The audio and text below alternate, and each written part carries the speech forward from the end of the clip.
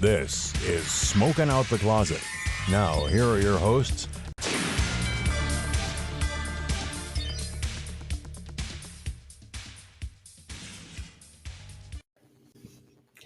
Hi, I'm Rayven. I use she, her pronouns. Hi, I'm Asmodeus. I use they, them pronouns. Welcome back to another episode of Smoking Out the Closet. For those of you who are new or just joining us, we are a queer podcast, pun intended, that talks about cannabis, The LGBT community, and everything in between. and beyond. So welcome. We're getting better at that. Yeah, we are. Let's just get this train wreck started. All right. This train wreck, is that what you said? Yeah. So we're smoking on first off, can we just talk about how we had like the most Pittsburgh thing ever? And basically was, reviewing this strain while drinking Turner's iced tea. Yeah, that was pretty good. It had a gallon and sat in between us. The iced tea was good. And yeah, the iced tea was probably the best part. Yeah, honestly. So we have 413 diesel.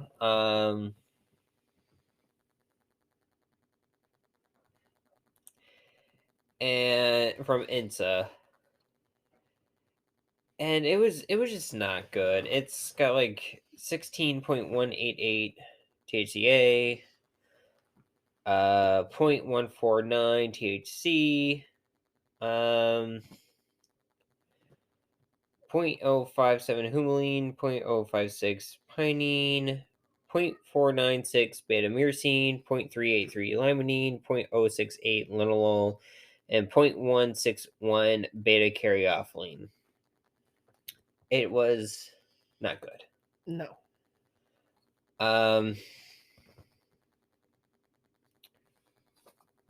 And I think I figured out why it wasn't good. Because it expired. Yeah. Well, there is that. There is that. So we're going to put this with a big caveat. I'm not going to put a little illustration or anything for this one. Because this was an accidental but kind of a cool way to kind of, test if flower is good after a year. I mean, it's not a year old, but it expired November last year. I guess it is over a year old, technically. But I bought this in August. And just kept it in the sample bin for us to review and kept pushing it back and pushing it back and pushing it back. Well, if you bought it August of last year, if it expired August of last year. No, probably November last year. Yeah, that's not a year. It's almost June right now. Yeah, but it expired November last year. So it's over a year old. Oh, yeah. I thought you were saying it expired over a year ago. No. I'm sorry. No, it's okay. Well, yeah, I guess this ended up becoming an accidental. Can medicinal cannabis last if it's expired? Because I know some people, like I was talking to some of my coworkers, like grew up in the era of, hey, you use it when you use it. You know what I mean? Yeah. And like they were buying it off the streets. They never bought it into a program, but their partner, to give everyone a little anonymity here. What is it? Anonymity? Anonymity. Thank you. So I'm not gendering or saying names or anything.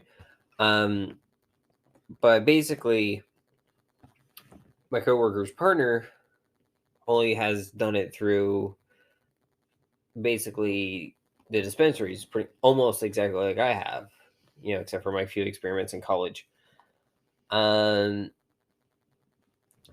But they saw that like their flower is about to go bad and they're like expire and they were going to throw it away. And my coworker was like, "The hell are you doing? The hell are you doing?" And so, there's gonna be a big thumbs down on this episode for this. Ironically, though, it's better than some of the fresh flower we've gotten in the program before. Yeah, it's just funny enough. So do you want to like give this a review review, but basically saying like probably shouldn't do this. Yeah. Okay, so we had Insa's 413 diesel. It's in that cat food can container, which is probably why one of our cats is sitting on my lap right now, looking at it. Yeah. But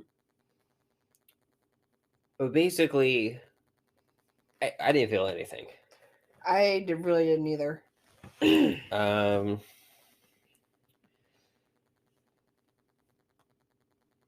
So I mean,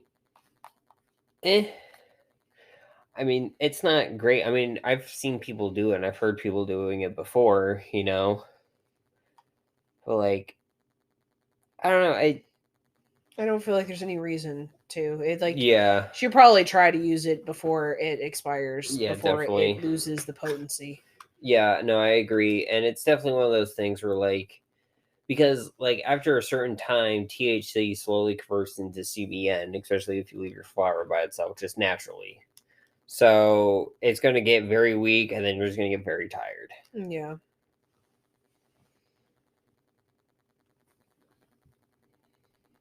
Do you want to talk about? So do you want to review it? Yeah. I would not recommend doing this.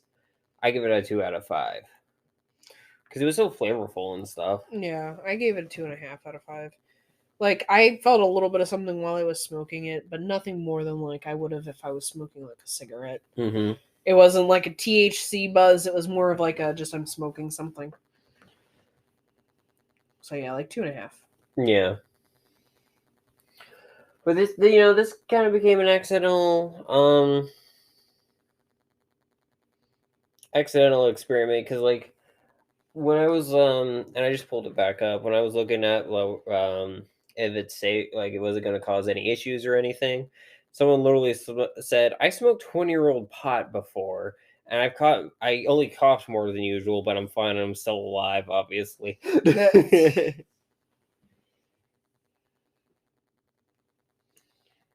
20-year-old pot. Yeah. And it just reminds me of freaking that 80s show where they find the pot left over from, Eric and Donna. Yeah. But yeah, I would not. If you're gonna do it, make sure it's in a very airtight can. I think this is from before Insa started doing the nitro seal with the air. But even still, these cat food cans, once it's opened, it gets real bad really fast. I feel like too. Yeah. You'll want to keep a Vita pack in there just to keep the moisture up too. I mean, but it surprisingly, we felt it before the episode. It's still very squishy. Yeah. So it has a lot of trichomes. It's not really that brown. And it smells real good still. I honestly think it's just as bad as it was because I think we tried it once, but we never reviewed it on the podcast. And I think that's why I let it, go for a little bit and then just forgot. Yeah. But because it was already open, so I'm assuming I opened it either to smell it or I opened it and we had a little bit of it. I feel like we've had this before. It's not great. No, I don't think I would purchase it. Honestly. No. But hey, definitely if you're going to leave cannabis out for a while for a rainy day or something, keep it stored. Because I know some people like Sasha from Cool Nerd Weed Show. Mm-hmm. She'll buy weed in New Jersey, and to make sure she has weed when she gets there, but not travel with it, she'll stash it away somewhere in her parents' house or something like that. Yeah. And sometimes she might not be able to go there for a year. And that's okay, Yeah. Do you want to talk about your topic? Yeah, sure. Out on speaking of old weed and weed going bad. So we were talking about this. I heard about it at work the other day. And I found an article from earth.com that was talking about it. It was written on the 27th of this month. And it's titled Infectious Pathogens Have Spread to 90% of Cannabis in Farms in California. An infectious pathogen is currently spreading widely in California's cannabis market, or cannabis farms, attacking plants and growing invisibly for months before spoiling crops just as farmers are getting ready to harvest. Scientists believe it currently affects over 90% of farms and could cause billions of dollars in damage to the national cannabis economy. The hop latent viroid, HLVD, first identified in hop plants, which are close relatives to cannabis, in the 1980s, shrivels cannabis plants, reducing how much they weigh and produce by as much as 30%. Damn. And the pathogen also destroys the plant's amount of THC, the marijuana's main psychoactive compound, thus decreasing the value. Although this pathogen has likely been spreading in cannabis farms for decades, first growers didn't know what was harming their harvest, since damage only occurred at the end of the crop's life cycle. Mm-hmm. Farmers usually grow cannabis by cutting small pieces off of one plant, referred to the mother, and using that to propagate hundreds of new ones. And then it's talking about how they go in, how they start producing offspring. But they're artificially prevented from growing flowers to keep producing offspring, which means that this pathogen can sit there for months without showing any sign of disease in the plant. It sounds like it's almost like emerald ash borer. It was the emerald ash borers are a bug. Yeah. But it's just similar the way that it attacks the plant. The HLVD was first identified in California in 2019 in samples from Santa Barbara cannabis farm, and by 2021 it had spread to at least 90% of the state's farms. Currently, scientists believe it has also spread in other states as well in Europe. It is becoming the biggest concern for cannabis for growers worldwide, according to a recent scientific paper. Mm-hmm. Yeah.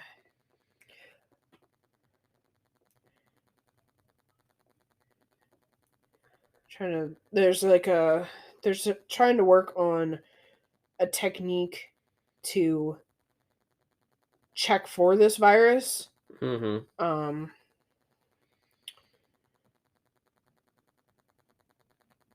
Uses cheap equipment, can be accurately operated by nearly anyone, and delivers results in a few hours. The company has started to sell the technology worldwide for $10 a test. To basically test the plant. Mm-hmm. Well, what can you do to combat it? Because they can't really use any certain genetic engineering or anything like they can with other plants to make it resistant. Yeah. I don't think they can anyway. If I'm wrong, someone let me know. I don't know. It didn't really say anything about other than the testing, trying to just basically stop the spread.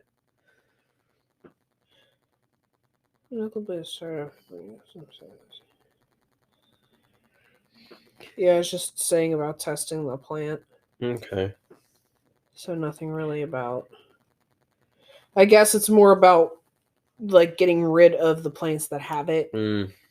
Basically, and separating them and isolating them so it doesn't reach all of the plants. So kind of like what they did with mad cow disease in England. Yeah. Now, I will say also to kind of bring it back, because that can cause some issues too for health and everything with that. Not just for the plants, but for us. That's why inspecting your weed is so important. And what I did with our what we reviewed today, I did inspect it because I knew it was a little older. Yeah. And I didn't see any signs of mold on it or anything. So, but definitely check your weed. Always check your weed. If there's no mold on it, I just want to add this to the thing. If there's no mold on it, it's good. If it's got mold on it, don't use it. I don't care how old it is or how fresh it is. If there's mold on it, don't fucking use it. The only thing that's okay for you to consume that has mold on it is cheese. Anything else with mold on it, don't eat it. Don't consume it. Bread. Bread? Yeah, isn't bread mold like a penicillin you almost? You can, but you really shouldn't. I'm just saying, You don't want to. You don't want to. The thing that is safe and tastes okay and is not harmful is cheese mold. Cheese, yeah. I like blue cheese. Blue cheese is literally a mold. Yeah. That's why it's blue. It's moldy. But any other kind of mold, you probably should not be ingesting, inhaling. Definitely not inhaling, unless you want a lung infection. Or, I've been there. Bronchitis. Yeah. Do you want to talk about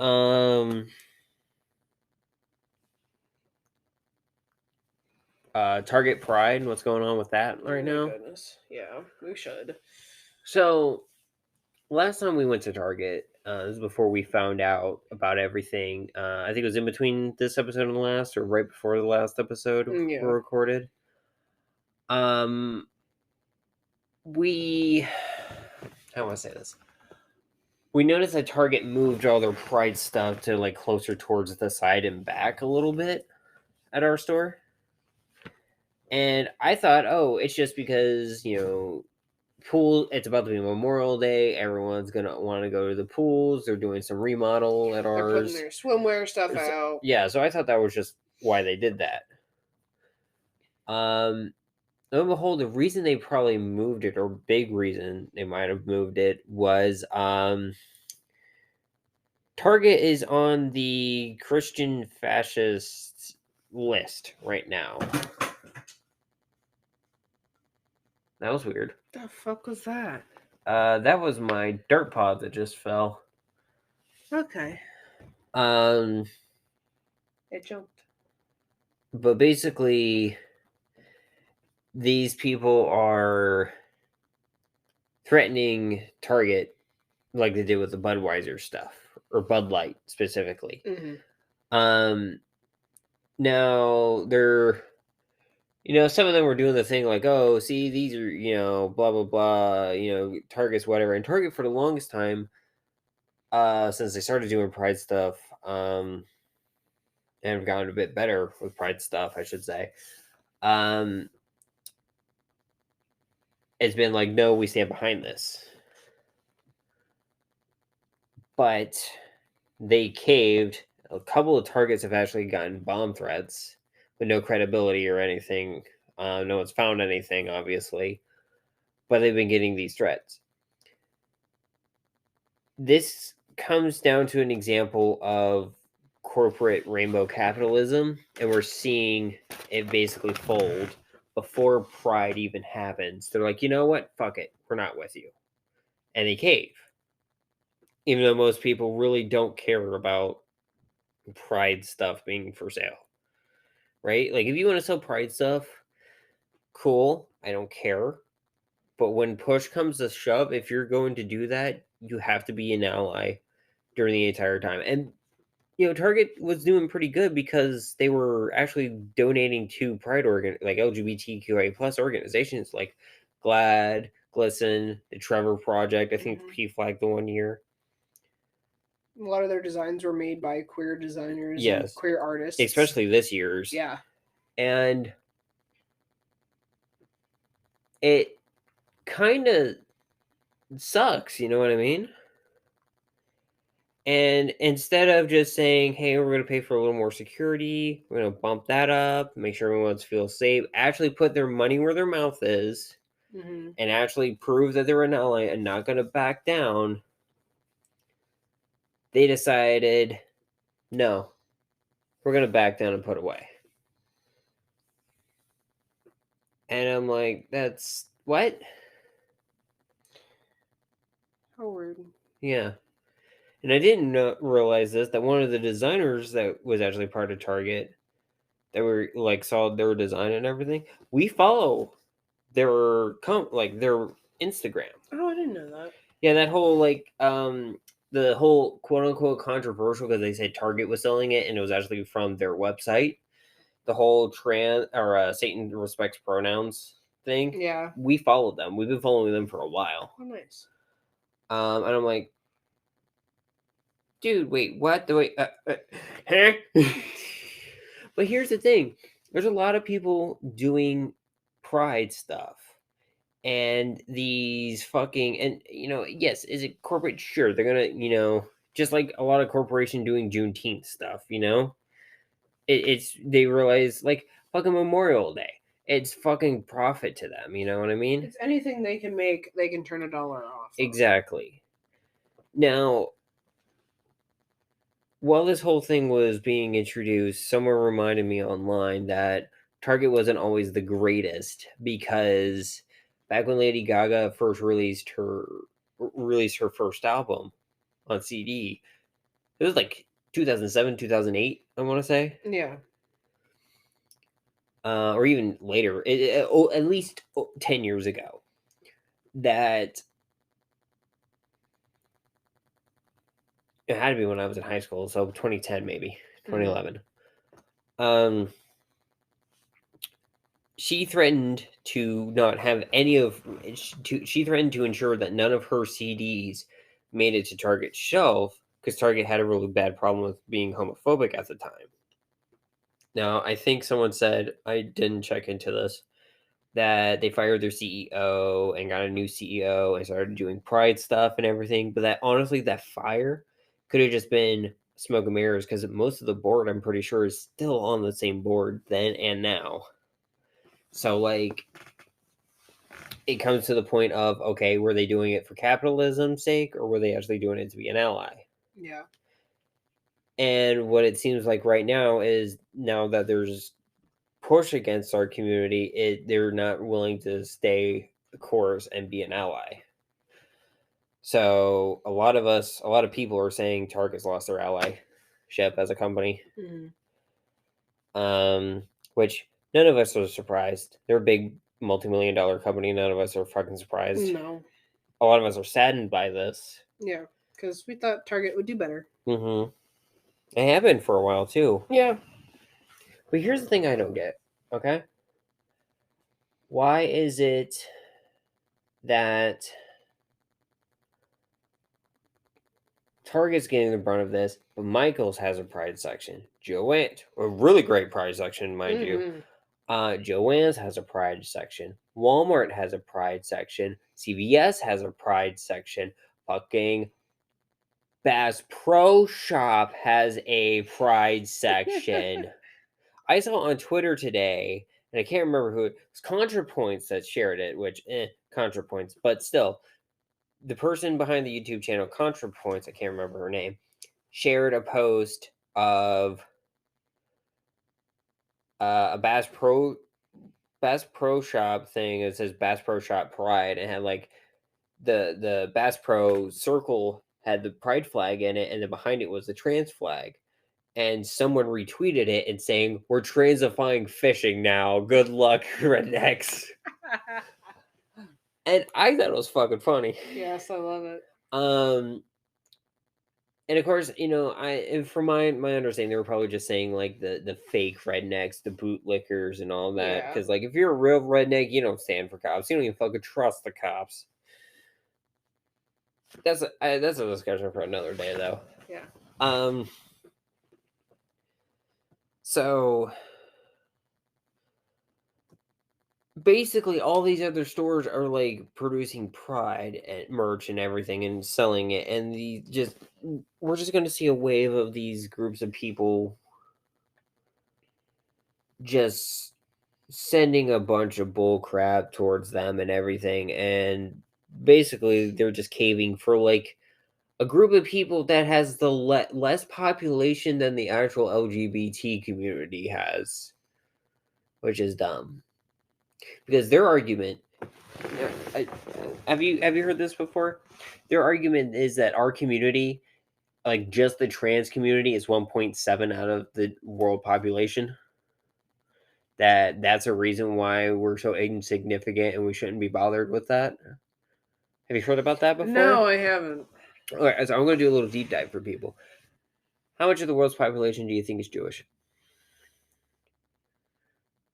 Why do I feel like it's significant? I feel like it's significant. No? It's 2%. 2%? How much of the world's population do you think is ginger? Probably like 7. 2%. 2%? Yet, we don't think Jewish people aren't real. Well, most people, unless you're a fucking Nazi. Which we don't say for that shit. Yeah. We all agree that gingers are real people. Yeah. Like people with red hair and freckles, they're real. Yeah, they make 2% of the world's population. Mm-hmm. Do you see where I'm going with this one at all? Yeah. Like, it's just so fucking dumb. Is there anything you wanted to add before the break? I just hope that everybody's going to be able to have a good pride, and these people are not going to fucking try anything. Do you want to talk about that? Yeah, I mean... Being safe at Pride this year? Yeah. Because Be safe at Pride every year. Like, true. Make sure you have water. Make sure you're staying hydrated. Make sure you know if anything happens, you have an escape plan. But the fact that like a lot of people are scared, and this is a reminder for a lot of people, and I think for some of the younger queer folks, that Pride has always and will always be a riot and a protest to basically people trying to push us into a box. Mhm. What? Nothing. Oh. Just, yeah. I'm agreeing.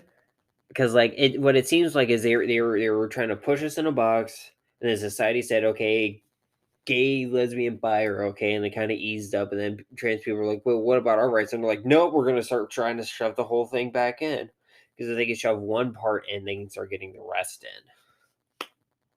in, and it's fucked up. Mm-hmm.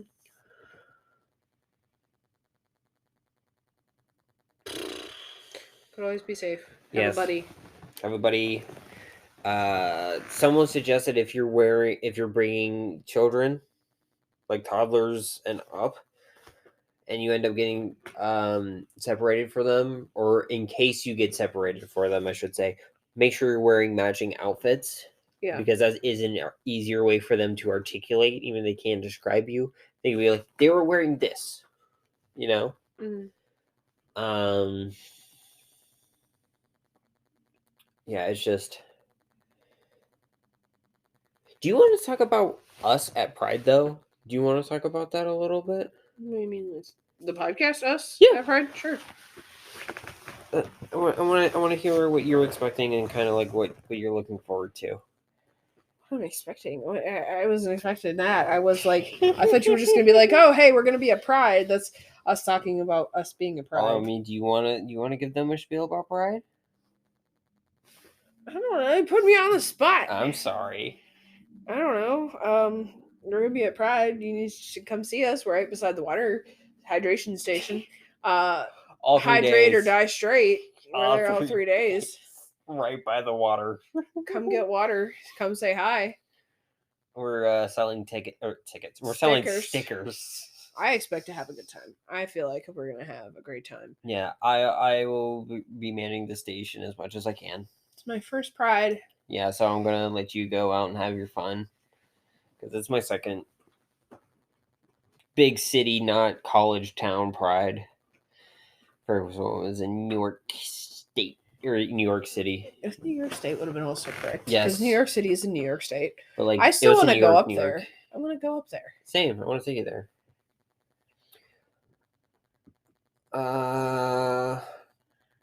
Oh, if any of our listeners do want stickers, I will send some out after Pride. I have already put it on our Instagram, but after Pride Month, I will be putting them out there to sell.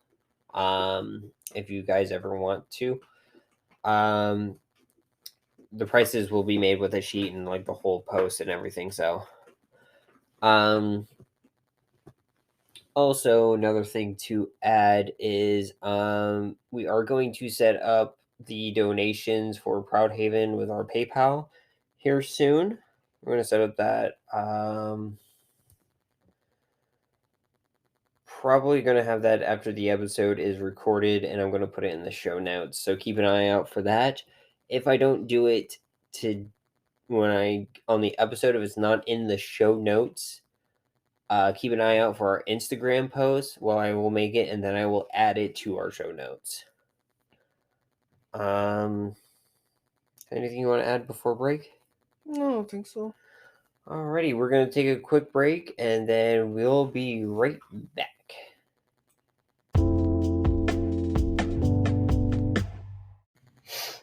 And we are back. So, Ezzy, I have a question for you. What's up? And I've seen this thanks to a Reddit post. Is THC the end-all, be-all? I don't think so. Because I don't feel like it's all about THC. And you have people that are always going to be like, I want the highest THC. And I don't care what it is. I want an eighth of your highest THC. Which, okay. I don't agree with you. Because I've had some stuff that has not been very high THC and it's blown my socks off. And then I have other stuff that's high in THC and I'm just like, wow, I'm just real stoned. There's not a whole lot else going on. Like I'm like that motor breath I got that one day. It's like I am very up there, but there's not a whole lot else going on right now. Okay. And like I feel like at its root, cannabis is like medicinal to us. It is something that is there to benefit us. And yes, this is a recreational use to it, absolutely. And so I feel like to get the best use out of it and to have fun, I feel like you shouldn't just focus on THC. You need to focus on the terpenes and the cannabinoids and the cure and the kind that you are going to ingest or smoke or vape or whatever. Mm-hmm. You know? No, I get that and I agree. Because, let's look at just THC and CBD. You know, kind of just doing those two together gives you this entourage effect. And, you know, kind of helps you along further. And then you have the terpenes, which a lot of people on Twitter seem to be super against anybody who brings up terpenes for some reason. Why? Because it's not fully studied yet. 95% of things about cannabis hasn't been fully studied yet. Yeah, because it's still federally illegal. Yeah, and so like they're basically like, oh, they're just as bad as like the essential oils people. And like saying like, oh, well, this, you know, has medicinal benefits because of these terpenes and everything. But that does have some science behind it because there are science behind essential oils helping. Like, that's why a lot of sleep aid products use lavender to help people sleep because linalool is a sleep agent. Mm-hmm. So like there is some science behind that stuff. So it's kind of like applying that science to something that we don't fully have the science for. It's kind of like, you know, well, this works with other plants like lavender, so why wouldn't linalool be good for sleep? You know what I mean? Yeah. Because so much of cannabis is anecdotal, so I think that's why it's only required to have 2 states to have the terpene profile, but there is some science to it. It just we don't have a lot, and you know, if you don't really care for, you know, learning the terpenes or knowing the terpenes of something, that's fine. If you're looking for, hey, I just want something to help me sleep, cool. And you're like, you know, like you can be like, hey, I don't want to know what the terpenes are. I trust you as the bud tender or the cannabis advisor or whatever your dispensary technician, whatever you call them. You know, says, okay, this one's going to be good for sleep. Cool. You know what I mean? Yeah. But if you have people who, you know, are trying to generally teach you something and then, or you see someone who's like, hey, I know this strain is really high in this terpene and you shit on them for that, I think you're kind of being a dick and a cannabro. Yeah. And we don't want that or need that in our community. No. But that being said, a lot of cannabinoids also play a really big part because, like, take ingestibles, right? Mm-hmm. If you have a capsule that's like a 1-to-1 THC to CBN, that's going to help with what? Sleep. Exactly. I promise I'm not going to make this a game show. It's okay. You can if I get a prize at the end. I already gave you ice cream today. You did give me ice cream. That was good. But like, CBN is really good for sleep. So if we basically have an ingestible for that, we all know that's going to help us sleep. But then people are like, okay, that's cannabinoid, but why doesn't like the trichomes, you know, the terpenes transfer for that science and that understanding? I don't know. Just some people seem very against it. Now, I'm one of those people that are like, this is my current understanding, and we don't really have scientific proof to back up either side of the argument. So if I do see that scientific proof, and it says I'm wrong, I will go with that. Yeah. But until then, we have all this anecdotal evidence and everything with cannabis, and then science with actual plants that kind of lean towards why my thinking is like this. That being said, as well, there's a myriad of other ones that help, like appetite suppressants, cannabinoids, and terpenes, gut health for both. It's a lot of nuanced science, and I get why people don't go after it, and they just say, hey, I just want this effect. Yeah. Because I don't know, to me, and chime in anytime too, I feel like if I come in and I'm like, hey, what kind of effect are you feeling, or someone comes in and says, hey, I'm looking for this effect, I feel like the interaction is going to be way easier. Yeah. Or if they have, like here in our state, a PA where we do have to have terpenes, someone would be like, I know this terpene works for me. Can I have something high in this? I don't want any pinene or something like that. Yeah. I do feel like there are a lot of people also that just go by strains, which if you had a consistent, good grow market, that would be fine, right? Like, Mm-hmm. because if you had a Granddaddy Perp and it's high in myrcene or in caryophyllene, I think that's what they're high in, or whatever Granddaddy Perp's high in, right? And it was every single plant, every single time. It doesn't always happen that way, though. Yeah. But you can at least get okay, typically this is supposed to be this and it's supposed to express this way, so I know what you're kind of looking for. Mm-hmm. There aren't a lot of people, honestly, who are like, I'm looking for this terpene, unless it's like, I feel like there's some older people that are definitely kind of into it. I get it a lot at my store, but I feel like we're very heavy on educating people at my store as well. Yeah. And it's also a location by location Mm-hmm. thing. I also feel like it was a company to company thing kind of too. And it's just where you're working, like the demographic you're the serving. demographic you're serving and whether they care. Like, yeah. So.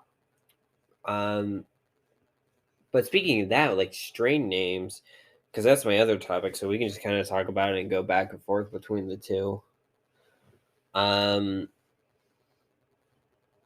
Strains coming and going, because I've had a lot of patients come in, and I had one guy walk out on me the other day because we didn't have one particular strain in our inventory. Was it Pineapple Express? No, it was like Cement Shoes? I actually kind of want to say it was Granddaddy Perp or something like Granddaddy that. Perp? Yeah. Yeah. And like no one's had Granddaddy Perp in a while. No. And the thing I don't think people realize is these are plants that are probably some of the most finicky to control and raise the way we are doing. Cannabis I feel like works better in small batches. And from what I've seen between growers online and like grow facilities, I feel like you can perfect it a lot easier if you were doing it on your own kind of thing. And like you said, they are plants. They go through different seasons of growing and budding and harvesting and drying and everything. So you're going to have times where you're not going to find strains. Like, it's just not going to happen. Yeah, and the plants are super finicky too. Like, take Strain, the company Strain, right? Mm-hmm. We've talked about this a little bit before when we reviewed their Compound Z or Compound Z, whatever you want to call it, last week. Yeah. They have lost a lot of their company's standard strains. Like, they're losing them. Yeah. Because their mother plants aren't producing viable clones. They overworked it. Mm-hmm. And so what are you going to do? You're either going to kill the mother, you're going to let the mother try regrowing and see if you can clone it, or you're going to have to wait because they can only bring in outside genetics every 90 days. Yeah. So if they're going to try to regrow it, that's going to take time to grow a mother plant and then be able to grow it to the point where it can start creating a lot of viable clones itself for a new plant. Yeah. So either you're going to have to go to, get it from other states or other companies that have the strain and get the seeds and the clones and everything brought in, or you're going to have to breed it yourself, and that takes time. Yeah. So, it's gonna be, it's kind of like a uphill battle a little bit with that kind of stuff. And then also there's varieties too. Like a lot of people are like, oh, how come this batch isn't as good as last batch? Well, soil and stuff. Yeah, it's as much as they try, it's not going to be 100% the same 100% of the time. Yeah, but that's the same thing with like tomatoes. And not a lot of people realize that like you can grow tomatoes and one plant has like some really, really fat tomatoes for some reason. They're all from the same seed packet, but the other one's got really small orangey ones. Yeah. It's just soil composition, rain, water, sunlight, artificial light, whatever. There's so many factors. Could be also be like a parasite or a shadow or something on one plant that's not on the other. There's so many factors. So many factors. One is 1 degree colder than the one beside it. I don't know. And like, so strains come and go, but like you were saying too, it's seasonal. Some strains grow better at different times of the year. Like, I haven't seen Northern Lights in a while. Northern Lights, I feel like, comes out October-ish. I have a lot of Northern Lights cross stuff at my store. I haven't seen Northern Lights by itself.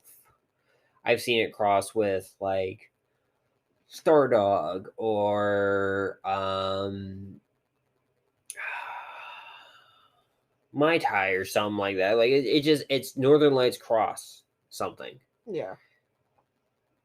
And I'm not seeing a lot of it by itself, but it is probably because the mother plants of both those strains can't produce viable, so they're crossing it and producing clones from the cross. Because the cross is doing better than just the mothers. It's a way to give them a break. I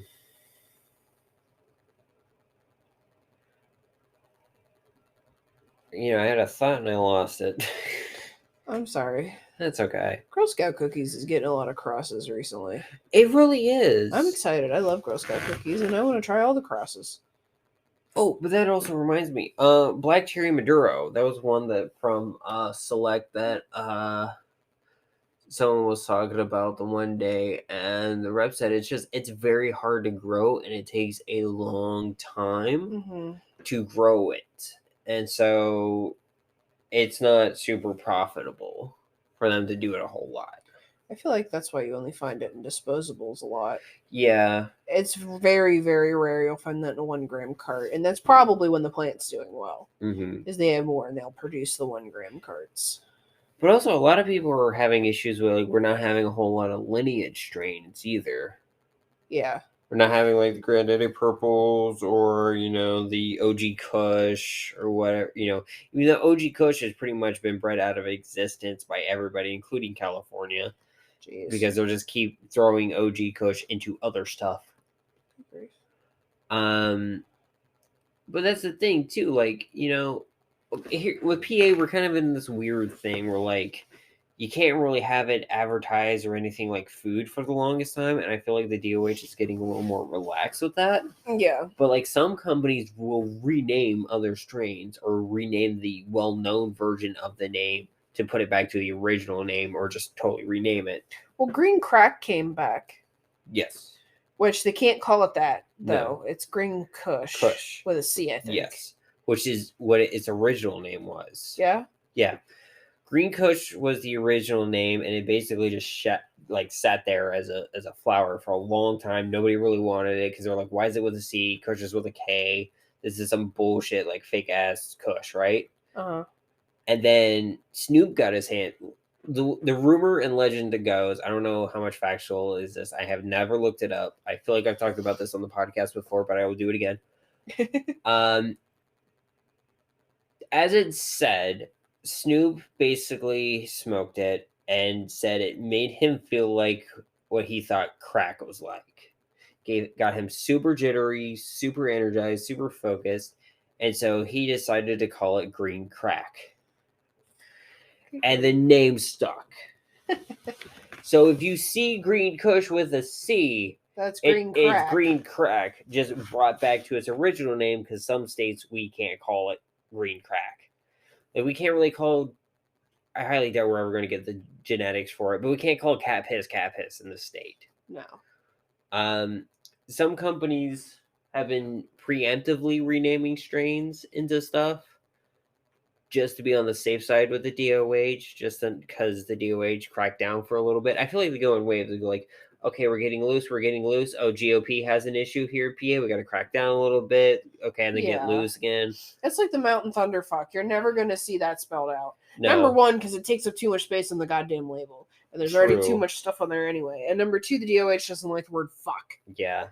But, like, that's another thing, too. Like, abbreviations. Like, a lot of companies will do abbreviations. And, like, Girl Scout cookies become GSC. Mm-hmm.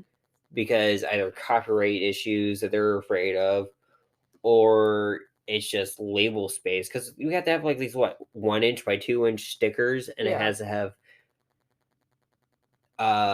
the terpene profiles, the general warning. Like, there's so much sticker space that has to go on the container. The cannabinoids, where it came from, where the grow's at, when it was packaged, who it was packaged by, when it was picked, when it was like all the numbers and shit. Your barcode has to be on there somewhere, which can be either a standard barcode or a QR code now. Like where it grew, like there's so much stuff that has to be there, right? Nuts. You need a fold out like like NyQuil style thing. Yeah. But like, so with that being said, some companies abbreviate them. Like we have Member Berry from Organic Remedies. Yeah. That got abbreviated to MRBE. Yeah. And so I get a lot of patience when I say, oh, hey, did you order the, like when I'm reviewing the order, I'm like, all right, looks like we got, a Member Berry 8 from Organic Remedies. And I get Member Berry. I ordered MRBE. Like, yeah, that's what it stands for. Yeah.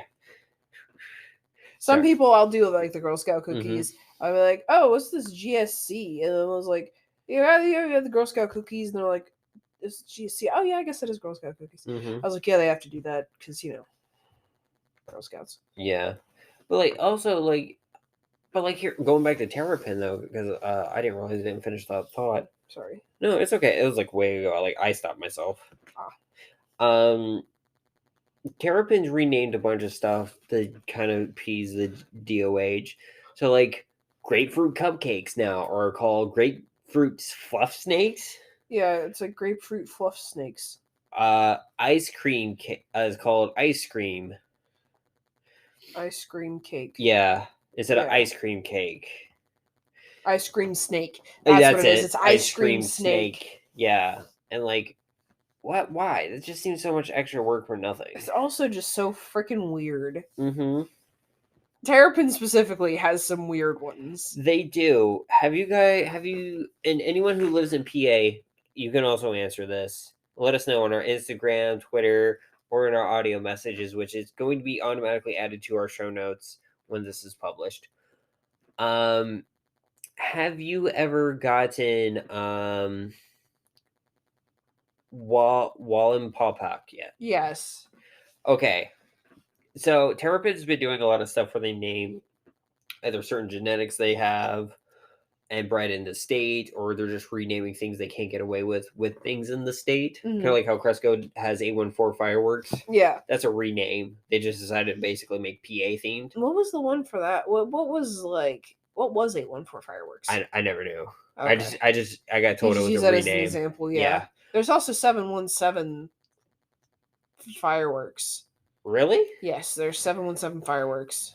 I didn't know that. Which is a different rename from Cresco. Yeah, because I had it at the one dispensary I worked at. It was in a cart form. Huh. I was like, that's interesting.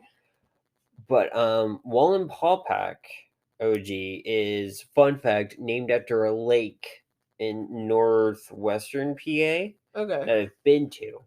So when I saw it, I was like one of 2 people that was able to pronounce it properly. I just looked at it and sounded it out. Yeah, and I don't even know if I'm pronouncing it properly, to be honest. It's the lake's named after is the Native American tribe's name of that lake. Yeah. So I don't know if I'm even calling it right, but that's how I think it's pronounced. That's how I was told it's pronounced, but I was also told by other white people. Yeah. But they also have like Happy Valley Kush for like Penn State and State Those College. Happy Valley Haze. That's yeah. it. Yeah. No, it's No. disappointing. Just like State College. Yeah, exactly. Like I've tried it. It has all the effects of State College and going to Penn State. Really great at first, and it gets very disappointing halfway through, and then gets really bad right as you end. If you can't tell, we both went to Penn State, and we're very bitter about our experiences. That's a shitty school. Yeah, honestly, good God. Great in education, very poor in how they handle teachers and lessons, and like you get a good education, but they're gonna ring you out for it, and they're really shitty at how they treat not only their employees but teachers and students. Yeah.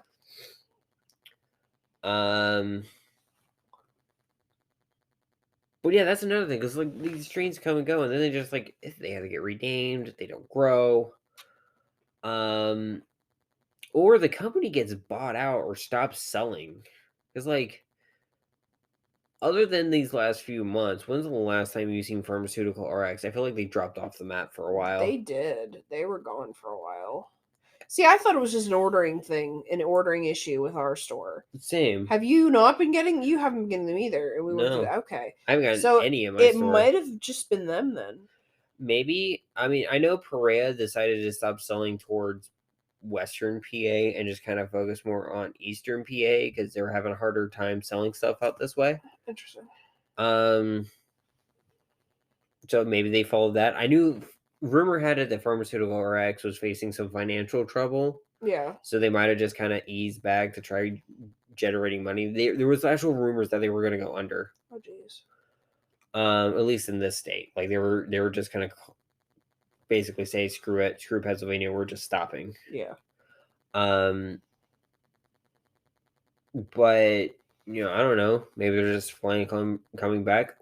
Calypso fell off the map for the longest time too. Yeah. Because of that mold outbreak back in fuck, was that March? I think so. I feel like that was last year at this point. Was it?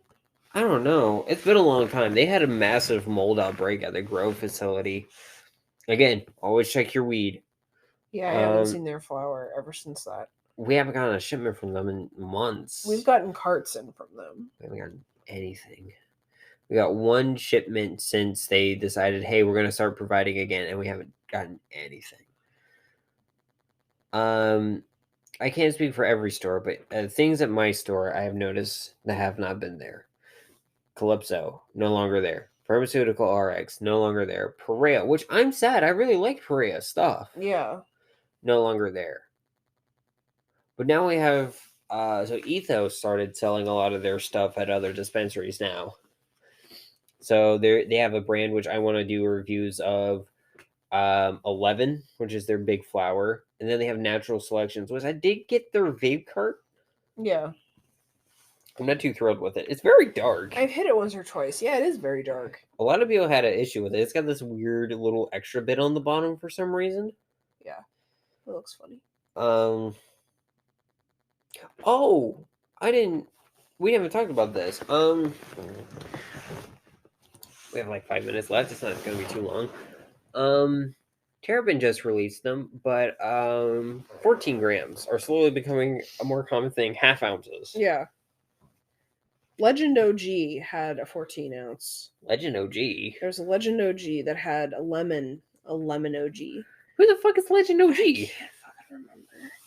It was, anyway, they look like fucking eighth containers, but they pack a fucking quarter in there. Damn. Or the 14 grams. Yeah. A whole ounce in an eighth container. Damn. It's a half ounce. Sorry, I said a whole ounce in there. Yeah, it's a half in like what looks like an eighth container. Still, that's a lot of weed. Yeah. It's ever so slightly taller, but like it's in there. If you shake it, nothing moves. It sounds like it's empty because it's jammed in there. What was I gonna say? But yeah, Terrapin's got half ounces. Legend OG apparently has half ounces. Oh, I remember now. Legend OG is one of Standard Farms, like parent companies under Tails, because they have Black Buddha. We got some of that stuff for a minute and then just never got it again. Yeah. I don't know if they're fully funding them out. The disposable bliss was good. I tried that. Yeah. That was really nice. But then did you just get like one and then they were done? Yeah, it was like one or two shipments, and then we didn't get them anymore. That's so weird. Yeah. That's the way it's been with that Shizer flower too, from like Organic Remedies. Oh, the like former football player? Yeah, we got one shipment of that, and we never got anything else. I never got any of that in my store. That's weird. These are reasons why we don't talk about what companies we work for, because we could just have our experiences shared and then no one knows who we're fucking talking about. Exactly. But like, okay, so who all has half ounces? Terrapin, Legend OG, Verano under their Savvy line, Cresco under their Supply line.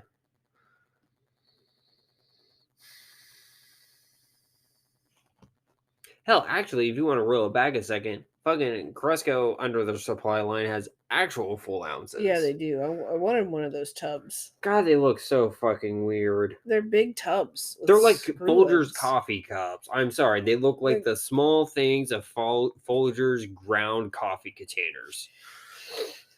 Tell me I'm wrong. They do kind of look like that, though. The last one we got was when they were adding sand into the mix, and it was advertising 40% THC. Oh my god! Can we talk about that real fast? Yeah. Fucking okay. If you guys ever go to like find anything with cannabis at any dispensary, I don't care if it's Pennsylvania, I don't care if it's California, I don't care if it's fucking Canada or Thailand. You fucking find 40% THC. Fucking don't buy it. Don't trust it anyway. It's someone that's lab shopped, is what it's telling me. Or they fudge the numbers. Because cannabis as a plant cannot produce more than 35% THCA. It can barely produce 35%. Yeah. I am very curious now, seeing that there is flower out there that I've seen that has been supposedly 40% THC. And I'm like, there's no fucking way, but I want to buy it now. I want to fucking try it. But there's no way. Unless it has a concentrate of some kind or it was sprayed with something. It can't go that high. That Cresco full ounce had that, and it was advertising as 40-something%, but it said on it, flour with THCA sand. That THCA sand was probably doing 95% of the legwork. Yeah. That's all sand is THCA. Mm-hmm. Ooh, can we talk about one thing real fast? Yeah, what's up? I discovered this new thing called temple balls. I want to end the episode on this. Temple balls. They're basically old school pressed hash, like hash. Yeah. But it's been rolled up into like a gummy ball almost. Interesting. Here I wanna show you.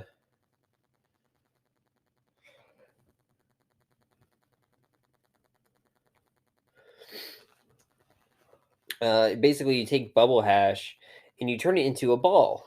Interesting. I don't know the process of it, but it looks really cool. And you can eat them. You just pop them in your mouth? Yeah, you can. It's probably going to taste gross. Interesting. Speaking of probably tasting gross, I just realized the other day at work that you can apparently put RSO in chewing gum. Oh, yeah. Ew. I wanted to say that on the podcast for anybody who didn't know.